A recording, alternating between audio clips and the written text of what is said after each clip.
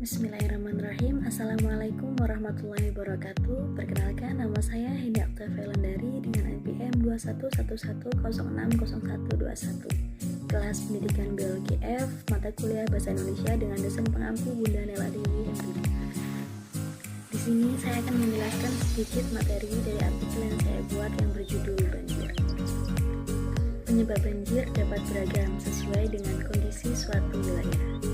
Hal ini dapat terjadi karena adanya curah hujan yang datang berturut-turut, adanya penebangan hutan, suatu wilayah di daratan rendah, dan membuang sampah secara sembarangan. Banjir merupakan suatu kondisi di mana luapan air yang berlebih dan mengakibatkan rendamnya suatu wilayah. Dan banjir adalah air dalam volume yang besar yang dapat merendam suatu daerah. Banjir dapat dikatakan sebagai aliran air yang tidak dapat ditampung oleh sungai, aliran air, dan saluran irigasi lainnya. Ada beberapa perilaku manusia dan dampak alam yang dapat menyebabkan terjadinya bencana banjir. Penyebab-penyebab tersebut adalah sebagai berikut. Yang pertama adalah penebangan hutan secara liar. Yang kedua adalah curah hujan yang tinggi. Yang ketiga, membuang sampah secara sembarangan. Yang keempat, kapasitas sungai kecil. Yang kelima, daerah yang memiliki dataran rendah. Yang keenam, pemukiman yang dibangun di bantara kali. Yang ketujuh, salah sistem dalam mengelola tata ruang. Yang kedelapan, tanah tidak mampu menyerap air lagi.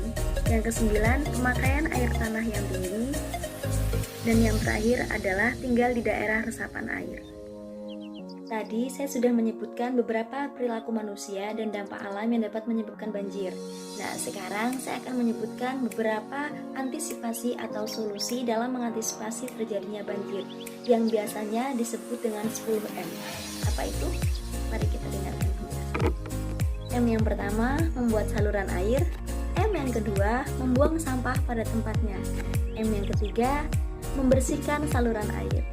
M yang keempat, membuat bendungan. M yang kelima, menanam pohon. M yang keenam, melestarikan hutan.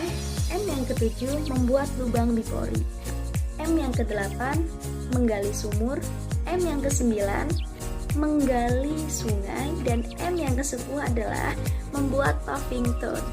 Dari beberapa dampak dan solusi yang saya sebutkan tadi, semoga kita bisa mengambil hikmah ataupun bisa kita terapkan dalam kehidupan sehari-hari, dan semoga bisa membantu mengurangi terjadinya bencana banjir di sekitar kita.